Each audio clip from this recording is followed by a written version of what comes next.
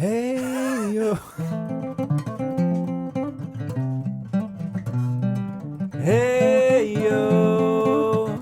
Listen what I say, yo. I got your hey, yo. Now listen what I say, yo. Oh. That song is too difficult when I haven't played it in like 5 years. Yeah. Whoops-a-daisy. And you know what we don't do a lot of in 5 years? What? A ton of things, because this is American Brews and Tunes.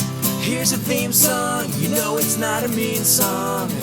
It's a good song, just as it should song. American Brews and Tunes. Shibbity beeby dow. Wow, welcome to American Brews and Tunes. Wow. Welcome to American Brews and Tunes. My name is Steven Johnston. My name is Steven Johnston. Are you repeating me? Maybe. Mr. Jesse Titus, are you repeating me? Mr. Jesse Titus, are you repeating me? You are repeating me. That must be because this is episode 66. Repeating numbers means that we're going to repeat bands. Am I right? Yeah. You are right. We've done this before a couple times on episode 55, 44, 33, 22. Not 11. We repeated each other in real time. Goodness gracious. And we'll probably do it again at 77. Yes. If everything goes according to plan. Do it again at 77. So that means we take bands that we've already reviewed and review different albums from them. Yeah. Just mixing it up a bit. So in previous episodes, a long while ago, I reviewed Switchfoot's album Vice Versus. Yep. Now I'm going back in their catalog way back. Way back to Maybe medium back. 2005? 2000, yeah, somewhere in that time period. I have it written down, but we'll touch upon that later. Okay. It's their album called Nothing Is Sound. What does that mean? I don't know. We'll find out. Yeah, we'll find out. And what about you? You've listened to The band, Sum 41, their album All Killer No Filler, that was a while ago. is what you had me that. listen to first. And you thought that it would be a good idea to switch it up to their album Chuck. Very different which album. is very different from All Killer No Filler. All Killer No Filler was an earlier one. This one's a little bit of a later one. A bit of a later one. Wee bit later. Just a wee bit later. But before we repeat on those albums, let's go to the other portion of the podcast. Oh, yeah. The beer portion. The I'm not beer having a beer portion. that I've repeated before, but Same I'll here. repeat to drink this throughout the podcast. Oh, my God. I mean, unless it's disgusting, in which case I'll take a sip and probably not finish it. I highly doubt that it's going to be disgusting based on the brewery that you're having, which is... Wicked Weed. I'm excited about Wicked that one. Weed. They're Nice. a great brewery from Asheville, North Carolina. Not to be confused with Nashville. Not Nashville. If you remove that N and move over to North Carolina, you're in Asheville. Yeah. Home of tons of breweries. Apparently, yeah. Apparently, it's Green a really, Man's really over cool there. New Belgium's over there, and a whole bunch of other breweries. They're from Asheville? Yeah, I think they've got two big breweries. And there's other big ones too, but those are the ones that I think of off the head.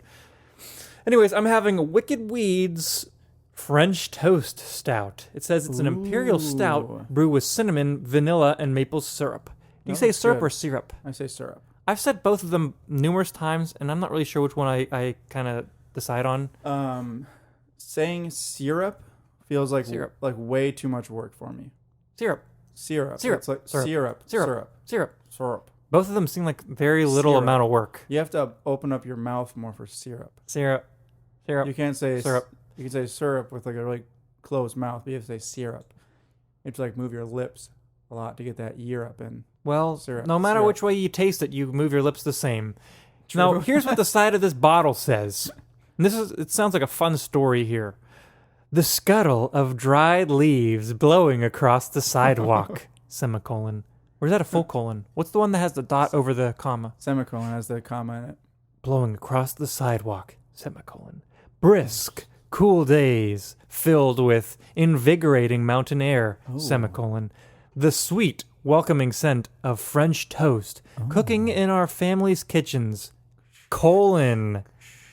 This is winter, and French toast Imperial Stout is the perfect accompaniment to the season. This robust, dark stout is finally complemented by zesty cinnamon, smooth vanilla, and comforting sweetness of only the best maple syrup. Cheers to the season. Syrup. And it's very appropriate that I'm having this because we're in the dead of winter in Nashville. Yeah, it's like it was like 60 degrees yesterday. Yesterday it was like 75. Today it's like 30, but in the dead of winter, we dropped 75 degrees. We dropped about 50 degrees between yesterday and last night. Yeah, it's 34 Insane. degrees right now. Weird weather in Nashville, but it's weird weather all across the country. True. What are you having? I'm having a local brew from one of our favorite local breweries. Oh, You might be able to guess what it is. maybe. I mean, you obviously can, Steve, but Yeah. people at home, it's of course Bearded Iris. Oh, we love them. Yeah, who doesn't love them? People who haven't tried them. Yeah. But anyway, I'm having another iteration Yeah. of their brew, the Mood Ring. Yeah, we've had a couple. It's a, what would you call it? It's like a brew series, like a series release. Yeah, it's like It's like a, would you call it a brew series? Kind of maybe like a series release. yeah, definitely. I know of a couple other breweries that do that, where they have like a normal, Like a base beer. like a base beer, and then as time goes on, they add different flavors. So they just mix it up a little bit, and that's what Bearded Iris does with the Mood Ring series. And I'm guessing they call it mood rings because mood rings are always changing Always colors. changing depending on your mood. And depending on which mood ring series you get, the can is different color and the beer is always different color. Yes, It's so- a New England style IPA. yes, of course it is. Of course. But this one is with blackberries, strawberries, and raspberries. And what's in the base beer? The base beer, Yeah, I think they put vanilla and lactose sugars. they say far out vanilla lactose. Yes, so it gives it that sweet creaminess already. That's going to be in the base. Yes. But this one, you've got all those This one, fun-sounding you'll fruits. have those nice, with blackberry, a little bit of bitterness, raspberry, a tiny bit of bitterness, and the strawberries, a nice sweetness. And we've on had top other of that vanilla. versions of this before, which was strawberry. That one was very good. Yep. And then they had a cinnamon peach one, which That one was pretty good, good. but it didn't have as much cinnamon as I was hoping. But that's Yeah, okay. It was a little bit low on the cinnamon side, but it still tasted pretty darn good. It kind of tasted like peach cobbler. Yeah, I think that's what they were going for. exactly what they were going for. Yep. So what say that we crack these brewskis and pour them? Take a look ski, a sniff ski. Try ski. Yeah, not a try ski yet, just a look ski. Oh, just a look ski now. Look Okay. ski and maybe a sniff ski. All right, let's see. Even I think I guess you could call it a listen ski if you're really gonna be. if you're listening to how the beer sounds. I mean, already I can tell that our beers are 100% different colors. Yeah. Mine is kind of like I would say like a pomegranate purple.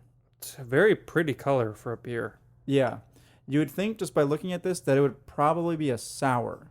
But Yeah. I don't think it is though. It definitely looks fruity in a good way. Looks like one of those Star Wars drinks except purple. Like the blue milk. Yes. Mine is a standard looking stout, real dark. Not like as dark as night as some of the ones we've had. Yeah, but it's still definitely pretty dark. It's pretty dark. It's not sludgy, at least in appearance. We'll see if it's sludgy in taste. Yeah. Let me take a sniff of mine. Okay. I'll have sniff you mine too. sniffed yours at all yet? No. Well, go ahead and take a sniff of yours and explain, and then I'll do the same thing. Ooh, man. It smells like a smoothie. Like that one smoothie place, Smoothie King. Smoothie King. If you get a smoothie there that has like berries in it, this is exactly what it smells like. But this one smells like there's a little bit of ice cream in there too, hence the vanilla that they talked about in the can. Mine smells very stouty, like that chocolatey coffee, roasty flavors. But I do get a little bit of that sweetness and a little bit of mapliness from it. Really? Not as strong as I would have expected, but maybe it's going to follow through in the taste more. Let's hope so. Let's say that we give a cheer and try the beer. Yes, let's do it. As we always say on American Brews and Tunes, Shibbity-poo-doo! down the hatch. Wow. This is way sweeter than the smell that's on. I can taste the cinnamon. I can taste the maple scissor. Pardon me, syrup. Scissor is bad. Scissor is not what you want to be drinking. Yeah, no one should ever drink that. It's bad for you. The vanilla comes through. This is good. I can see why this tastes like a French toast. Really? It's really good. Well, my beer is awesome. It's so good. Is it super fruity? On the back side, of your the taste.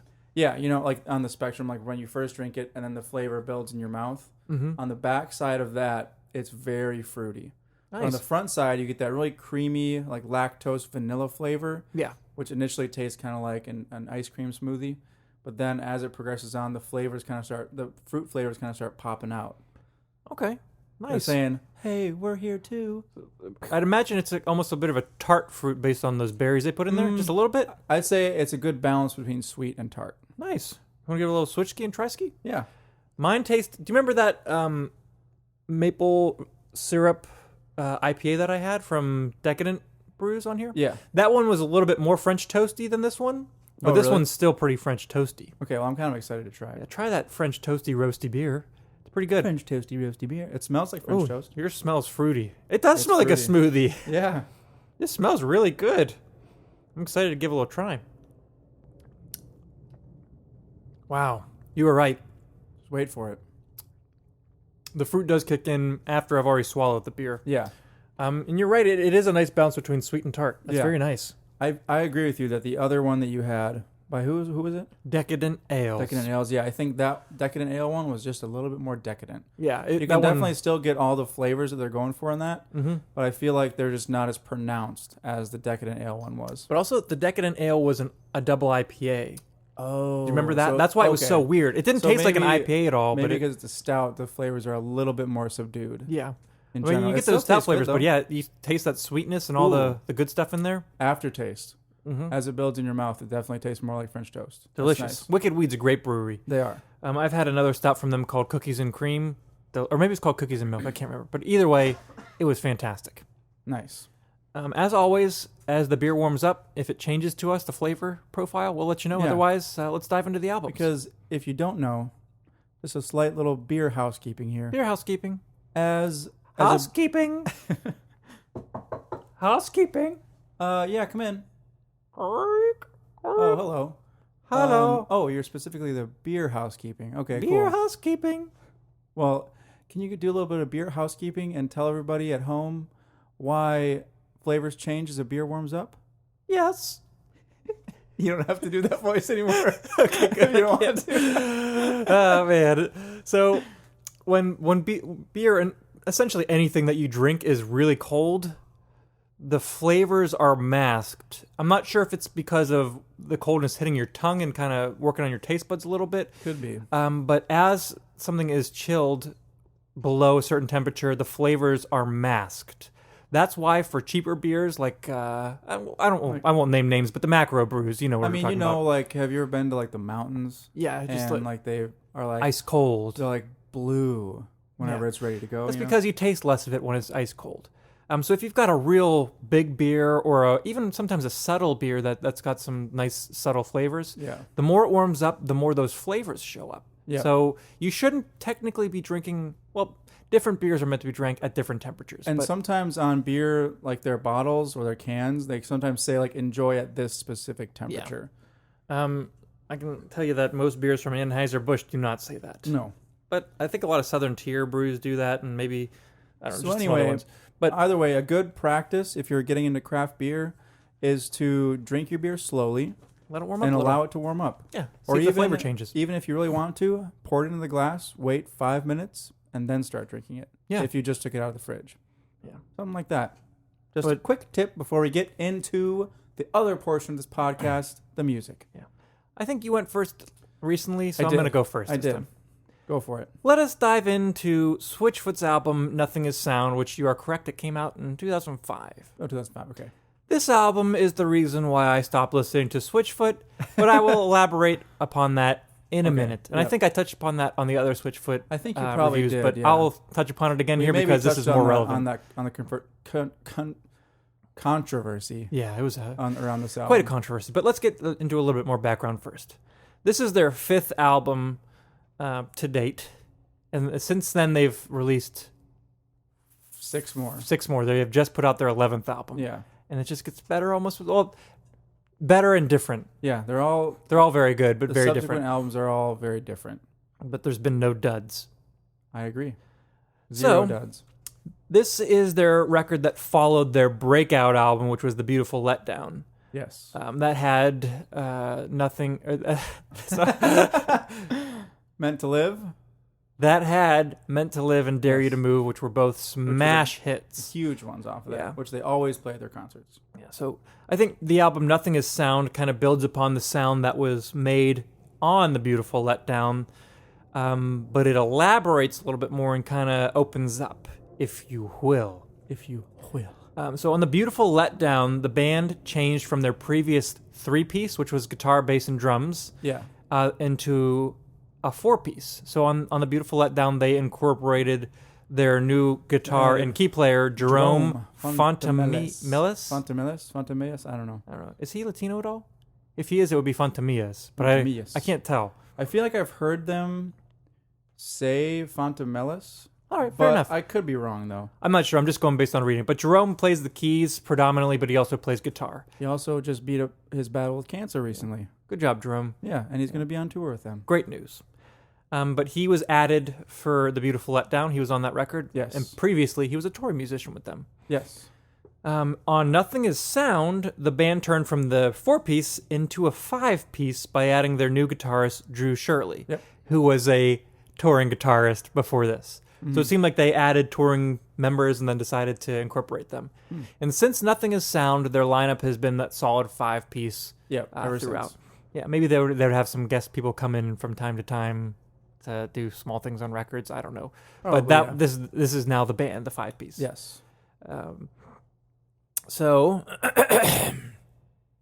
with the addition of Drew Shirley, the band kind of elaborates on guitar textures, I think. Yes, and you can really pick it out on this album. There's a lot of songs where it picks up, whether it's heavier or lighter, atmospheric. He just kind of is very versatile, and he opens up.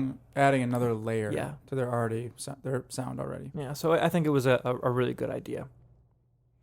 So, back to the controversy. Yes. Eventually, it was revealed that Sony, who was their label and distributor, they had added an extended copyright protection on Nothing Is Sound. They also put this on a whole bunch of other albums that came out around the same time, and they didn't necessarily foreclose that information or say which albums it was on. It just was. It prevented CDs from being ripped to computers or from being copied in general. This was around the time where, like early 2000s, it was right off of the tail of Napster. That was like late 90s, early 2000s. LimeWire was popular? This was even just slightly after that, but this was like digital copying and all that kind of file sharing was a big thing, and record labels were not doing the smartest things to prevent it. Case in point, this. Yeah. It also installed software onto people's computer. Really? I didn't know that. Yes. So when you would pop the CD into your computer, it would install software that kind of would report back to Sony like listening habits and stuff. Really? Yeah. How's that for an invasion of privacy? That's a huge invasion of privacy. Yeah. At least that's what I believe it was when I was doing some research and looking into it. If I'm wrong, I apologize, but that's what I believe I read. That's crazy. Yeah. Isn't that? And some people got viruses because this went on their computer. No way. Yeah, so that's not good. Eventually it was found out, and there was, like, Sony had even recalled certain CDs because of this issue. Just horrible. It hurt their album sales in the end after people figured this out and kind of killed a lot of the momentum from this album. This was why I did not like this album. Because you couldn't put it on your iPod? Yeah, back in 2005. I loved The Beautiful Letdown. Yeah. And so I pre-ordered this CD from the Family Christian Bookstore in Cranberry, Pennsylvania. When it came out, I got the CD, and I had an iPod at this point in time. I think it was an iPod Mini Green, that little chunky iPod. I was unable to put this on my computer and onto my iPod, and I was furious because I was like, I'm not going to listen to this if I can't put it on my iPod. What's the point? Yeah. So I didn't. And I really missed out on some great music, but I'm catching up on it. Yeah. But if I want to be retrospective and contemplative, that was also a point in my life where I only listened to like super upbeat or fast, heavy songs. Like fast punk songs. So I would have missed out on the other half of this album, I think. Right. So it's good that I'm listening to it now. Definitely. This album is still did super well. They ended up winning a Dove Award, which is kind of like the Christian Grammys. Yeah. The single Stars was was a huge hit. And it was certified gold with over 500,000 in sales. So it did very well, regardless of Sony's unfortunate missteps. Yeah. With all that information in the bank, let's dive into some tracks, shall we? Let's go. Track number 1 is called Lonely Nation, and I gave it a rating of 4 out of 5. Nice. It's a good way to start the album. I think with everyone being super familiar with Meant to Live, and they're like, let's get their next record. This switches it up. This switches it up, but it also builds upon that heavy sound. Yeah. And I think that's a good start to the album. The verses are kind of like a little bit darker sounding and heavier, and then the chorus kind of changes keys and sounds a little bit more upbeat. And I think they do that a few times on this record. But the first time I heard this chorus, I was like, oh, I didn't expect that sound out of this song. Yeah. But it's a fun song. It's a good listen. I think this is very relevant today, the theme. It's talking about being lonely, and even though you're more connected. Right. Everyone's connected today with cell phones and social media, but like depression seems to be also more relevant. So this song kind of talks about that, how we're more than this lonely nation. Mm-hmm. Moving on to track number 2, which is called Stars. I gave it 5 out of 5, and this is my first recommendation. It's a great song. No surprise there that I recommended this. This was one of the singles, and it was the only song I could remember off of this album when you recommended it to me. Okay, yeah. Because I've heard them play this live, and this was on the radio. It was a big hit. Oh, yeah. Because of that guitar part. And that's a pretty iconic guitar riff, right? It's very recognizable, and it pops up throughout the song. So you think it's going to be this huge banger of a song, and then the verse comes in, and it's this like bouncy, like pop song. Bouncy, like more quiet. Maybe it's maybe really. I've been the problem. Maybe I'm the one to blame. Even if I damned it up and blame myself, the outcome feels the same. Yeah. It's mellow sounding, so it's kind of fun. Like it's like that crazy sounding riff, and then the chorus is a big anthem, obviously, which is why it's the single, I'm guessing. Yeah. But thematically, this song is about being in a place of like disorder or chaos, or like in maybe a depressive state, or just in a bad place, and then trying to get some perspective by looking at the stars and realizing your problems aren't so bad. Yeah, realizing that you're actually fairly small. Yeah. I do like in the second verse when he talks about the stars looking at us. Yeah. Thinking about how is this sanity? What these people are going through, this craziness. Oh, yeah. I think that's kind of a cool way to, like, I'm looking at the stars, but they're looking back at me. Yeah. But it's a great song. Very great song. Fantastic song. But we played this song in my youth group band. Good choice. And I was playing. It's a good youth band song. Youth group playing band. Epiphone SG. My first guitar. That's a good guitar. It was fine. If you bump it up to a Gibson it'd be a little bit better, but but touching back on the stars looking at us, when I think of that, I think of Radiohead, Subterranean Homesick Alien. Remember where the aliens are like taking note on what it's like to be humans human? are doing? Yeah. So that's what I think of. Let's move on to track number 3. The song's called Happy is a yuppie word. I gave it 4 out of 5. I love this song. You know what a yuppie is, right? Yuppie, I've heard the term, but I've never like looked up the exact definition of what it is. I knew this because my dad had told me a long time ago, and it stands for either young urban professional, or what I've heard it as is young upwardly mobile professional. So when I think of a yuppie, I think of Patrick Bateman, who is Christian Bale's character in American Psycho. American Psycho, yeah. Yuppies are all about the latest fads. Oh. So if happiness is a yuppie word, then happiness is a fad, something that's not going to be long-lasting or like relevant for too long, you know? So I think that's why he said it. But also, do you know where he got this phrase? Happy is a yuppie word? Yeah. No. Have you ever heard that anywhere else? I don't think so. Well, it came from a Bob Dylan quote. Oh, really? From a Rolling Stone interview in 1991. So I'm going to read this little paragraph from Bob Dylan. This is verbatim from the Rolling Stone interview. Oh, this is interesting. I did not know this. So Bob Dylan says, "Happiness is not on my list of priorities. I just deal with day-to-day things. If I'm happy, I'm happy. And if I'm not, I don't know the difference."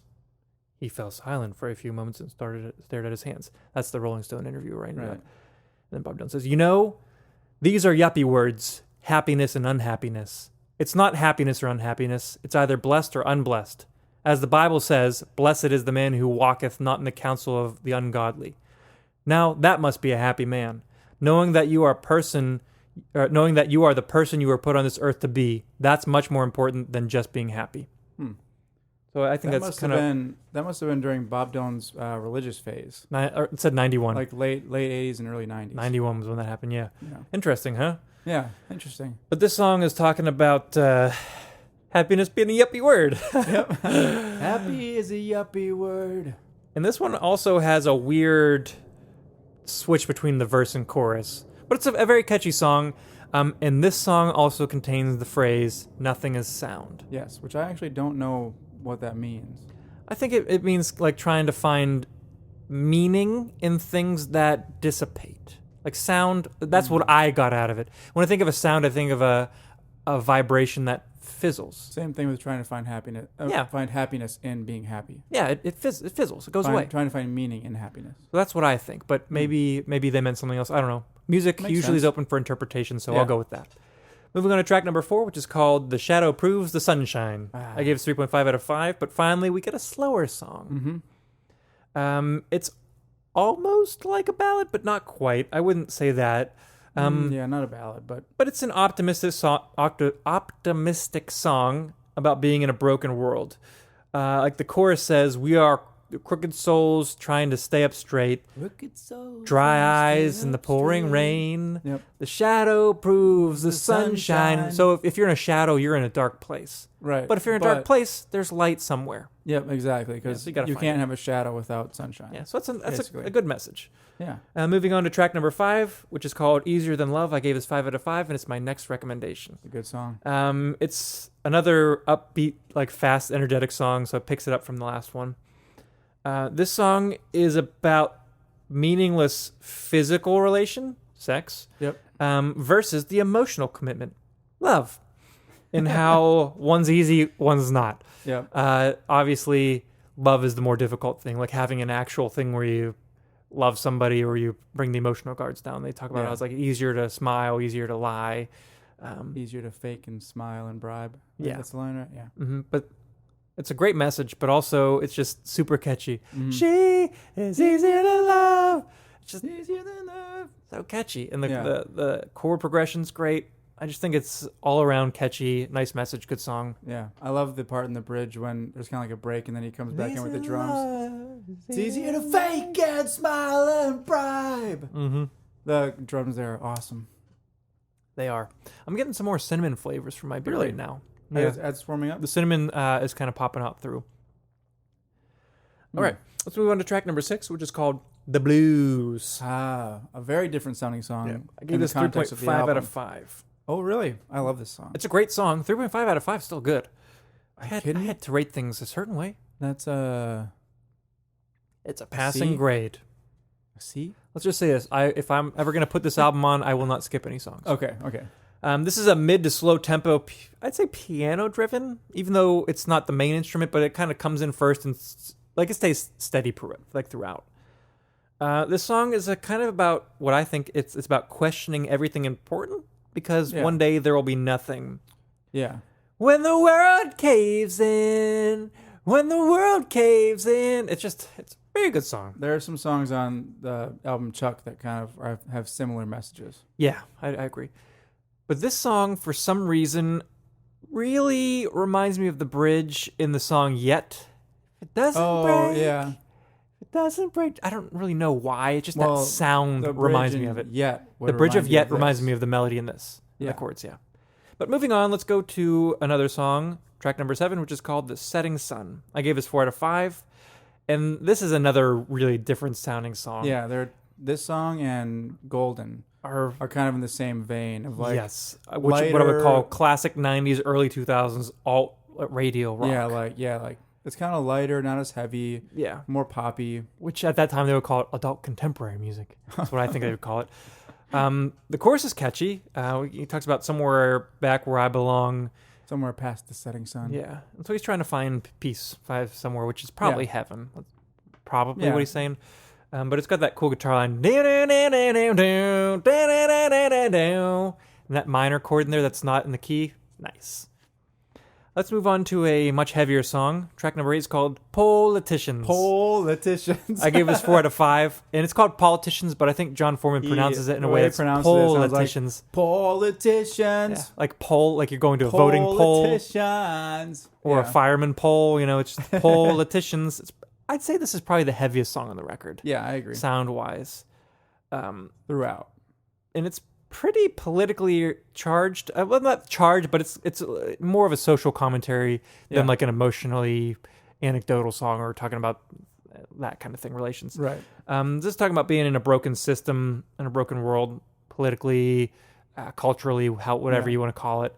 I like the line in the chorus. It's the first line. It says, "I pledge allegiance to a country without borders, without politicians." Yeah. Talking about how clearly it's not perfect where we are right now, so I'm going to try and see what could be better, maybe. Maybe we can find something then better. Later lines, he also says, like, we're the problem, we're the politicians. We're the politicians, yeah. Yeah.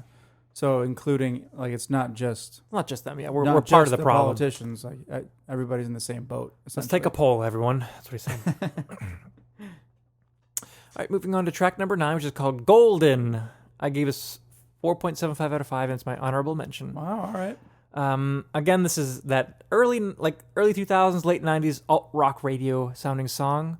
It's very different. If I was to listen to this, I'd say, oh, this is very early in Switchfoot's career. Just if I heard this song, that's what I would think. Yeah. And I think this one might be the most wild card sounding on the album. I might say that Fatal Wound might be, or Daisy might be, but this one is definitely a wild card. This song's about a girl who's drinking and depressed, and she's in a bad place, alone in her room. And John Foreman, as a singer, is trying to tell her that she's golden. Yeah. She's got worth and value, and don't let go, don't give up. Yeah. Kind of, she's singing to her when she's in her darkest place. And it's just such a catchy chorus. You are golden, you are golden child. But my favorite part of the song is, I don't want to call it a pre-chorus, but it's that vocal melody line right before the chorus. We've been where it's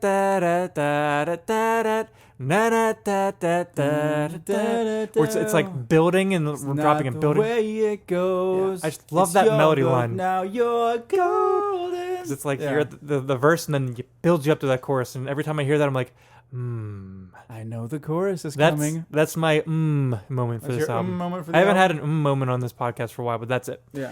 Moving on to track number 10 is called The Fatal Wound. I gave it 3.5 out of 5. It's a good song, but probably my least favorite on the album. It is different. It sounds really slow. Yep. And it almost feels long, but it's only 2.5 minutes long. It There's one with ends harmonica, right? really quick. Yes, there's a harmonica. Is this the one that you chorus. thought sounded like his solo stuff? More like his solo stuff? Yeah, this one definitely kind of sounds more like a solo song. This and Daisy, I'd say. Yeah. But it's a good song. It's good. I don't know. I really enjoy it, yeah. If you listen to the verses, you can really hear some guitar ornamentation, probably courtesy of Drew Shirley, I would assume, but you never know. Moving on to track number 11, which is the penultimate track. It's We Are One Tonight. I gave it 5 out of 5, and it's my last recommendation. This was also pushed as a single, but it didn't do nearly as well as Stars did. Maybe that's because the album kind of dropped off. Probably just because Stars was huge. It's way more catchy. But also, Dare You to Move and Meant to Live were both huge hits and 2 different singles. But this song still did really well. It had a lot of TV placements and was in a lot of sports things, which is weird. But, oh, really? Yeah. But yeah, it's super anthemic. Yes, the chorus is an anthem. Super catchy in the verses, the chorus. It's a sing along. Yeah. I've never seen them play this live. I have. Was it awesome? They mixed this song with Shadow Proves the Sunshine. They started with Shadow Proves the Sunshine, and then melded it into We Are One Tonight. Tonight. It reminds super catchy. The whole message of the song reminds me of the U2 song One. Yeah, it's all about unity, and we join together to become One something love, better, right? One life. Because we're full of all kind of brokenness, and let's join together one need and be one. In the night. Should we move on to the last song? Yes. This song's called Daisy, and I gave it 4 out of 5. Nice. Slower and acoustic driven until the end. Until the end. But it's mainly just him and the guitar. It's almost I don't want to say Western sounding, but it sounds like it's to an open-tuned guitar, real low. It probably is. At this point, he was doing a lot with that, either open D tuning or or I think it was like mostly open D. I think like the Dirty Seconds on Oh Gravity. Second Hands, yeah. That's a little open tuney, isn't it? I think so, yeah. Yeah. But this one, it's like that. His daughter's name is Daisy. Did you know that? Mm-hmm. But apparently she was born after this album was released. I didn't know that. I didn't know that so either, actually. maybe he liked the message in this song Yeah. to kind of come up with that. And I think it's about like all these bad things and that will come and affect you in the world and trying to let them you go. just gotta let them go, roll over your shoulder and whatnot. Daisy, give yourself away. It's a really cool melody, but Look up at the sun. it's all stripped back and it sounds like a solo John Foreman song. And then at the very end, does he go like, oh, and then boom. Yeah. And then, The drums come in and like distorted guitars and it turns into a jam until it fades away. yeah. I don't remember if it fades away or if it just ends, but killer song. Such a good song. All in all, great record. I will revisit it. Yeah. Yes. I'll revisit the whole thing front to back. I think it's worth listening to that. I agree. I'm going to continue my quest with Switchfoot. To Their listen new to all album, their Native music. Tongue, is fantastic. Yeah. I still need to listen to Oh Gravity more. I've listened to that one front to back, and I think it's great. I just need to spend more time with it. But I'm happy with it. Good recommendation, Yeah. my man. For sure. And I also think that what you recommended me was also a good recommendation. Well, let's talk about it. It's Sum 41's album Chuck. This came out 2 albums after All Killer No Filler. Yeah, and this came out in 2004, Sounds about October right. 12th, 2004. I remember when it came out. On Wikipedia's, Great site. they say that the genre is heavy metal, thrash metal, or punk. So it's hard to kind of classify their sound, but I don't know. In my opinion, I wouldn't really. Metal is such a difficult thing to talk about because there are so many subgenres. yeah, I just call it heavy punk. Yeah, I think that's Heavy good. pop punk, maybe. Heavy I don't know. pop punk. Yeah, I would just say heavy punk. There are a couple songs that are pop punk, but it's way less pop punk than their album All Killer No Filler, Way heavier. which I listened to first, which they really focused on like those really poppy punk melodies, Like bass drums all the time, like. I don't like the term, but I would say maybe candy-coated pop melodies. Yeah, That's like they were sugary catchy, melodies. catchy for the sake of being catchy, maybe. Nothing wrong with that. And 'cause it's no true. There's nothing. I like candy. Yeah. I don't know. it's just that's not a bad thing. It's just I what like I to would dip that just a little- classifier. I like to dip that little white chalk stick in the fun dip. Oh, Fun Dip's Get a little bit of delicious. sugar on there. Yeah. Coat Baby, that little baby bottle pop. Yeah, baby bottle pop. Baby bottle pop. Baby bottle pop. You can mix it and shake it. Isn't that how it goes? It's something like that. You can mix it and shake it. And do then- it again. Have Baby you bottle remember the pop. commercials for that? Oh, yeah. It was so weird. It was very weird. Even when I was a kid and I saw it, I was like, who are these children that are like, Trying to be babies. that are, yeah, like So weird. having this little tiny bottle and then you turn the, what's it called, a nook? I don't know. Turn the little Binky? bottle, binky part, yeah, the part that you drink out of, inside and then shake it up and they're like, oh my gosh, ooh. Like, And it's got I'm powder a all over baby. it. Yes, it's So weird. what a goofy commercial. But I Yeah. did like the baby bottle pop. I never Yeah. I didn't have them that often, but Same here. I liked them when I did I always have them. saw them and I was like, I kind of want that. But then I was like, it's too much work. I'd rather have a Reese's. Fun dip is better. Easier. But Reese's is better because it's peanut butter and chocolate. Yeah, Reese's are way better. I love Reese's. Anyway, this is Sum 41's album Chuck. And they got the name, I found out today, from when they were filming a movie in the Congo called Rocked, Sum 41 in Congo. And apparently it was during a wartime there, Mm-hmm. I guess. Yeah, And it's a somewhat tumultuous country. yeah.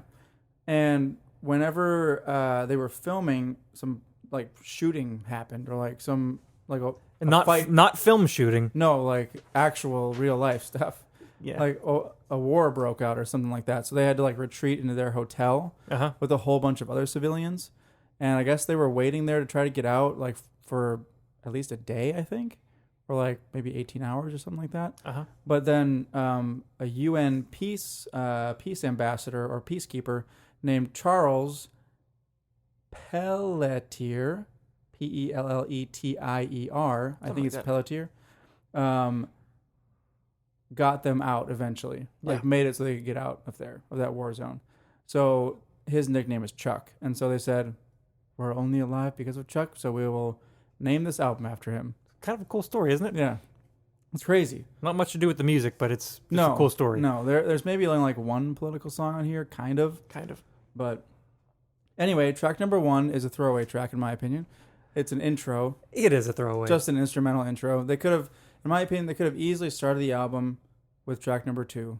But this builds up into track number 2. Yeah, that's true. And it sounds cool listening to them back to back, but if I had the choice, I would go straight to number 2. They could have just put the intro at the beginning of track number 2 and called it track number 1. Yeah.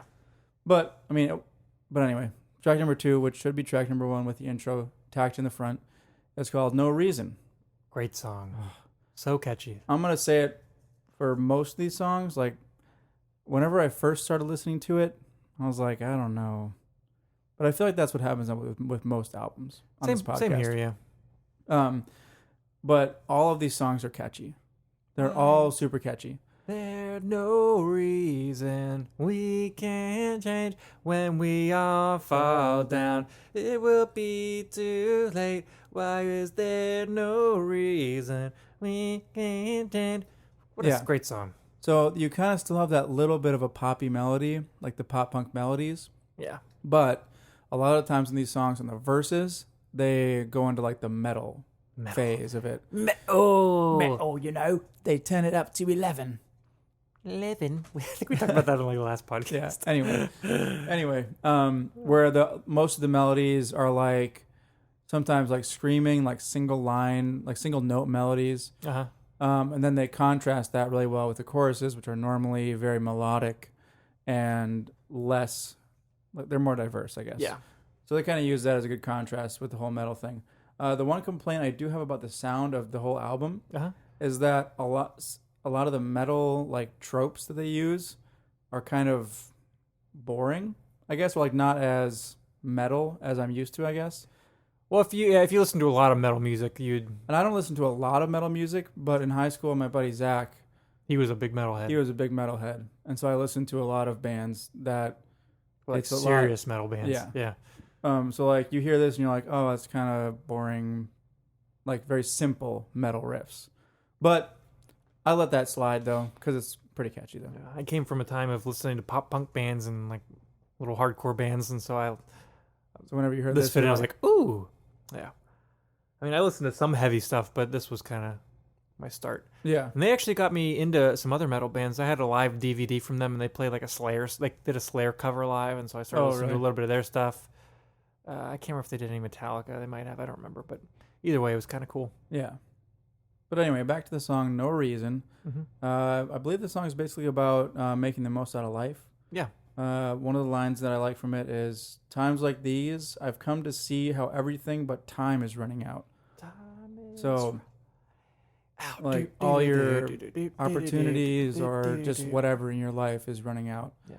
And a common theme through this whole album, and maybe it did come from that experience in the Congo, is that eventually we're going to die. Yeah. So let's make the most of this. Inevitability of death. Time marches on. The one thing that we like to forget the most. Yeah, it's a good thing to forget. But it's not a good thing to forget permanently. Yeah. Anyway, that was the very serious moment of the podcast. We're super serious about serious things like death and life and whatnot. And so now we're going to get back into the album. All right, Ira Glass, let's move on Hopefully here. this isn't too quiet for you guys to hear. Anyway, on to my first recommendation, which is track number 3, We're All to Blame. Did you think I would recommend this? I thought maybe. I wasn't sure. And this song contains my... What's your moment? Ooh. This song contains my moment. Is it the harmonies? It's the chorus. Okay, chorus is good. Oh, it's just, like they start off with like this is where they really showcase that difference between the chorus and the verses, where the verses are very like metal and heavy, and then the chorus is more reserved and quiet and slow. This has a really slow, soft chorus. Yeah, they essentially like have the time, but it's just so galdern catchy, and like. Wanted all, everything, 'cause we're all... So it's so soft. Mm-hmm. Huge difference between the verses so and like chorus. a super fast chorus, and then a super fast verses, and they go into the chorus, which is like just super slow and Melodic. Like the drums are like half time, and It's like a It's slow just song great. almost. If you heard Yeah. the chorus and the verse separately, you'd say they were different songs. yeah. But They blend together so the nicely. chorus is my favorite part in the whole album. Nice. Did you recommend it? Yes. Oh, okay. Recommended it. And I think this is kind of like the one Switchfoot song. One talking Politicians? about society. Politicians? And how, like, this one, they basically say, like, we're all to blame Yeah, for we're the the way society politicians. is. Yeah, we're the politicians. Politicians. Yeah. So I very much like that song. Yeah. Good one. Track number 4 is called Angels with Dirty Faces. It's very catchy. Yeah. A song about maybe a drug addict or something like that. Could be. How they justify what they do or something like that. You remember that part where it's like kind of like the guitar line is building up chord by chord, and then it almost sounds like he's singing into a megaphone. Yeah. I'm yeah. walking delusion, enslaved by delusion, on the verge of destruction. I cave into abduction. This burn explodes. Yeah. I really like that part. Every time I hear that, I'm like, ooh, that's my moment. Because I hear that when the hairs on the back like, of my neck stand up. I'm like, You get goose pimples? yeah, he's getting like this is serious. He's saying something that means something. Yeah. He's talking through a megaphone? It must be serious. Yeah. Anyway, I like that song. Yeah. But on to my next recommendation, which I figured you probably guessed. Some say track number 5. I wouldn't have guessed that, but this Really? is a slower. This is another slower song. More I melodic actually song. like the slower songs Some better. say we're never meant to grow up. I'm sure it never done. So maybe it's that I like the Oh, pop wow. melodies better than the metal melodies, but Yeah, they do a nice job at making sure that they have a little bit of each on all their albums. yes, definitely. And again, this is kind of the recurring theme on the album. The theme of living life to the fullest while you're still here, basically. It seems like that is what a lot of the songs are about in this album. Mm-hmm. Which, I mean, it's got to be connected to their time in the Congo then. Probably, that would make It would sense. have to be. I mean, you'd think an experience like that would definitely leave an It would impression change you a on little bit, yeah. Yeah. Not something you forget easily. On to probably my most favorite heavy Favoritist. song on the album. Track number 6 is called "The Bitter End." This is a very heavy one. Great song. Yeah. When you're at the bitter end. There's crazy guitar solo in there, maybe. Yeah, there is, and this is another part of the what I was talking about earlier, the metal tropes. Yeah. Like they do really fast arpeggios for their guitar solos. Yeah, Yeah, they like to do that a lot. which is like, I don't know. It is what it is. Yeah. I like it, I but remember listening as a kid. I was like, yeah, guitar solos. yeah. I still think that. Whenever you listen to this, you're like, oh, yes. Yeah. When I hear this crazy guitar, there's a guitar solo later that I like even better. But Yeah. Yeah. But yeah, this is a great song, and it's all about. One of the lines from it says, "Well, who will greet you when you're at the bitter end?" So death, I would assume, yeah, is what he's talking about, and which also connects to the theme of living it up, living it up. living it up while you're alive. Yeah, Good song, very it good is a song. good song. On to track number 7. It's called "Open Your Eyes," and from what I can tell, this is a song about being like in a fight with someone, not necessarily a girlfriend or like a boyfriend, but just a friend in general, and like him trying to like make the other person realize how petty the fight is Yeah, in the quote unquote grand scheme of things, like that normal idiom that people use. maybe this was when he was married to Avril Lavigne. I can't remember if he was married to her still or not. Oh, The singer, yeah, they were married because really? they're both Canadians, eh? Oh, they're both Canadians. You betcha. You betcha, eh? Anyway, I like that song though. It's all right. It's not my favorite. Again, like what I said It's a fine earlier, one. like all the songs are catchy. And Yeah. as I listened to the album more, like I didn't skip any songs. Yeah. There were no songs, no skippers on this album. On to track number 8, which is my honorable mention. It's called "Slipping Away." It's a shorter song.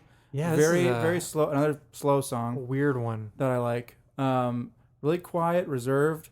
There are cellos in it. Little, would you say atmospheric? A little bit, not for this album. Yeah, for this album. But in general, no. I hesitate to say soundscapey, but compared to everything else on this album, It's definitely not soundscapey, but and this song is about someone dealing with depression. Slipping away, like real, Yeah. real Yeah, he reserved like talks and- about like how he's been like trying every day to like try to find something to help him keep going on. But the reason I like this song is I really like the drums in this song. Whenever they come in, they have like a fill where it's like what is it? Da dun dun da dun dun da da da da. It's just like it's super simple and really like slow, but I think it works super well. That's Steve 032 on the drums. So He's that's my drummer. honorable mention. It's probably the most different different song on the album. Mm-hmm. Super good. I like it a lot. On to track number 9, which is called "I'm Not the One." It's an okay one. It's an okay one for me too. It's really catchy, but it kind of feels like how on No Killer No Filler they were like, we gotta add some filler. There's always got to be a little filler. Yeah. And here it is. And so this song kind of seems like that to me. Maybe it's not. It's Maybe not a they bad feel one, but yeah, I differently about could see that for you. Yeah, I could definitely but see that. it was just okay in my book. Yeah. Track number 10 is called "Welcome to Hell." And they pick it up They big pick it up time. big time. I love this this song. is the most punk song on the album. Me with your problems, I need them. Really fast drums, really aggressive singing, really aggressive guitars. And it seems like it's another song about some type of relationship, either girlfriend or friend, or boyfriend, whatever. And they're having a falling out with that friend, I guess. And Yeah. apparently, what I read on Lyric Genius was that like someone was talking about like how this song's totally about how that friend is in denial about why there's a falling out and or something Could like be. that. Who knows if that's real? But it's a good song, and I even put most punk song on my notes with a smiley face by it. Yeah, on this album, I'd say it is the most punk sounding song. Yeah, it's good. I like it. On to my last recommendation. It's called Pieces. I was gonna as soon as you recommended, some say I figured Pieces might be your other recommendation. Yeah, I think it was one of the singles they pushed, I believe. Yeah, this was a single. Much slower. Yeah, it's a lot slower. I like the slow songs on this album. As far as this album goes, it's more ballady than everything else. Yeah, very much so. Good chorus. Yeah, and it's basically a song about trying to fit in with like the norms, Mm-hmm. the normies, Normies. with all the people who like go along with the fads, like you were talking about, like The yuppies. the yuppies. Yeah. Yeah. Trying to fit in with the latest trend or whatever, and realizing that that's a dumb way to try to live. Yeah. And you should just be yourself. You do you, Derek from Sum 41. You do Doesn't you. he spell his name weirdly? Yeah. Or not he doesn't spell his name weirdly, but his parents spelled It it is. It's different than other Derek's. Yeah, Derek what is it? Whibley? Webley? I can't remember how his name. Like Derek Webley, eh? DERICK There's like a Y in or there something. like There that. is. I can't remember, but it's something different. But anyway, this is my last recommendation, and I guess I did like the slower songs in this album a lot more. Yeah. I don't really know why, but You like what you like, man. I just liked them better. On to track number 12. It's called "There's No Solution," and another song about like a relationship, Yeah. kind of like insecurities in a relationship. There is no solution, bro. There's no solution. Hoo, hoo, hoo. I don't even know if that's the melody for it. That's what came into my head. Hopefully it is. Otherwise, I just sang the wrong melody. You believe it's in my soul. That's Pieces, right? That's Pieces, yeah. And, as you were saying the song, I was like, how does that song go? I know I love Oh, that and song. then you just remembered now. That I'm better off on my own. I like that bridge where he's like, on my own. It's like, and that little guitar line comes in. Yeah. All right, now that I remember the melody and everything, that's a great song. Yeah. Sorry, Fantastic back song. to, are you finished with No Solution? Yeah. It's I don't know. Yeah, it's just just a fine another- song. Okay song. Track number 13 is called 88. And this is the last track, right? Yes. And apparently I read that it was because that was the BPM of the song. Could be. It's a heavy song. Was there a specific reason why it's called 88? I never knew, but that very well could be. Lyric Genius was like, that's the beats per minute of that song, so that's why I call it 88. That very well could be. I don't know. It's a very good, kind of crazy, like the weirdest sounding song on the album. Yeah, there's a lot of different things In going on. terms of there. the outro, anyway. Yeah. It's like at the beginning, like it's kind of like quieter, Mm-hmm. really interesting chord choices in the first verse. kind of like chromatic stuff going on there. Like not fully chromatic, but slight little maybe like stepping, passing tones. Yeah. That's what it's called. And it's another song about a relationship, which isn't too much of a surprise. And this is another song that uses the same kind of guitar solos, the arpeggios. Yeah. Is this the one that you said that you like better? Like Yeah, the most? I love the guitar solo. Yeah, I used to sit there and try and learn it as a kid. Really? This was the first song I had off of this record because it was right when iTunes was huge. And before I actually bought the CD, like I would get those little, I think it was like on Coca-Cola bottles, like anything they owned, you could get like a free download.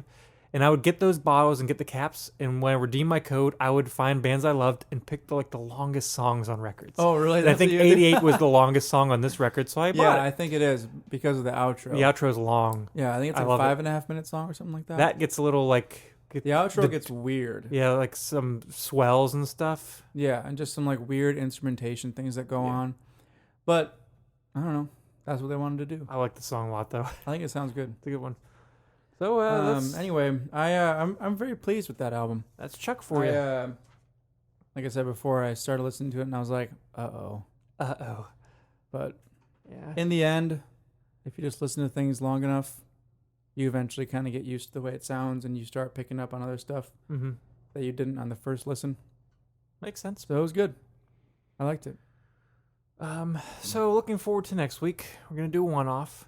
We're coming hot off the heels of the Grammys. Yes. We're recording this on a Friday night. The Grammys are on a Sunday night, so we don't know the results yet. We don't. By the time this episode comes out, the results will be in, and by the time we do our next episode, the results will most definitely be in and have sunken in. Yep. So we're gonna review a Grammy-nominated album, Hopefully, a rap album. And we both hope that this album wins. Yeah, it's Swimming by Mac Miller, the late great Mac Miller. R.I.P. His last album. And this is up for Best Rap Album of 2018. Yes. I really hope it wins, but if not, it's still Grammy. Now it's never going to not be known as the Grammy-nominated album. Yeah.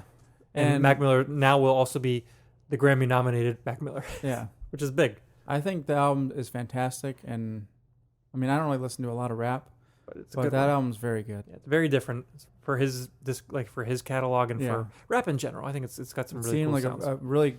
From the past records that I've heard from him, it seemed like a really mature step. I agree. In a way. I agree.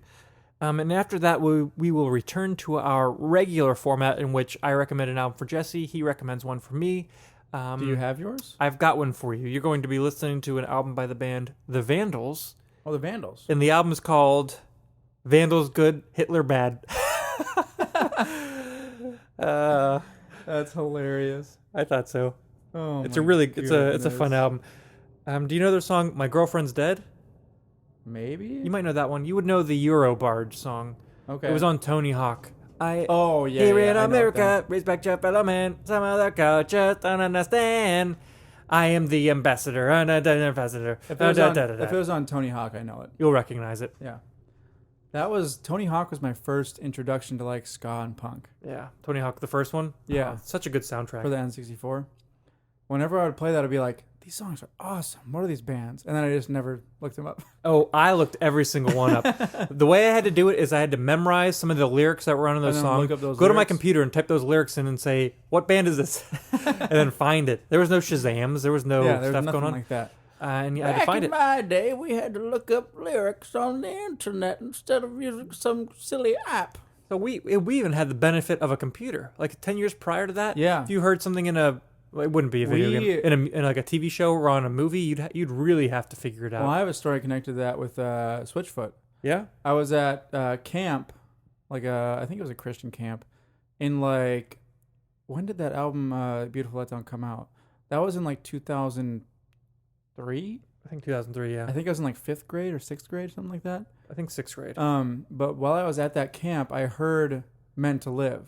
They played Meant to Live. And I was like, what is this? What is this? I was like, this is awesome. And I had to ask a bunch of people. What is this? What is this? What is this? Who knew what it was? What is this? I couldn't just look it up. Yeah. And then someone was like, oh yeah, it's Switchfoot. Yeah. Nice. I gotta check them out. But anyway, I also have an album for you. What is it? What is it? What is this? What is this? It's an album by the band Arctic Monkeys. Oh, I've heard of them. You've probably heard of them before. They're so cold because they're up in the Arctic. I think most people have heard of them.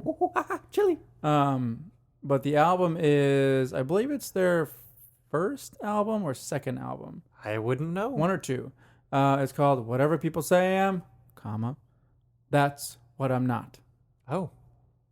It is a lot different than one of their most recent albums. I believe it's called AM. You probably recognize that one, the black one with the sound waves on it. Yeah, I recognize Yeah. that one because it has a song called Brain Dead on it, right? No. Do you know that song Brain Dead? Yeah. Doot doot doot doot doot doot doot doot doot doot. That's the only song I know by the Arctic Monkeys. Okay. Well, I think you're gonna like this album. There's like a little bit of like ska in it, and a little bit of I like can get down with that. just like kind of indie rock. I can get down with the sickness. Maybe not indie rock, but Who knows? But good, that's what we're going to be doing for the next couple episodes. Yes. Anything else to say about your beer while you try a little bit of the warmness? after trying the warmness of this beer warming this beer up has definitely helped. Has it sweetened it? Has it puts the fruit up more? It's put the fruit front and center. Okay. There's less of that creamy vanilla when it was cold, and there's more of like the bright citrus, not citrus, bright tartness and sweetness of the berries. I think that's You can definitely taste the bitterness more, sounds actually. better. The tartness of the blackberry and raspberry. You can definitely taste that a little bit more, Nice. which I like. Mine stayed since I interjected at that one point and said the vanilla, the cinnamon's coming through. Yeah. It's pretty much stayed on par with that ever since. But it's very good. Nice. I'm happy with this beer. 2 fantastic beers, 2 fantastic albums, another fantastic episode. Of American Brews and Tunes. Yeah. Now let's finish our brews. Let's do it. As we always say on this podcast, American Brews and Tunes.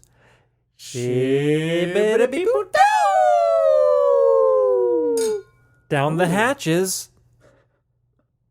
That is a tasty brew. That's a tasty beer. If you want to follow us on any of the socials, look us up on Twitter, Instagram, Facebook, whatever you want to do. American Yeah. Brews and Tunes. Yeah. Look up our website, You can- brewsandtunespodcast.com. Yeah. Or send us a good old-fashioned email at americanbrewsandtunes@gmail.com. A good old-fashioned email. We don't do snail mail, so don't send us anything. Yeah, well, we don't... Is there address on anything? I don't think so. No, I hope not. I hope not, too. I don't think there's any people listening to this podcast anyways. Anyways, once again, my name is Stephen Johnston. And my name is Jesse Titus. Here's a theme song, you know it's not a mean song. It's a good song, just as it should song. American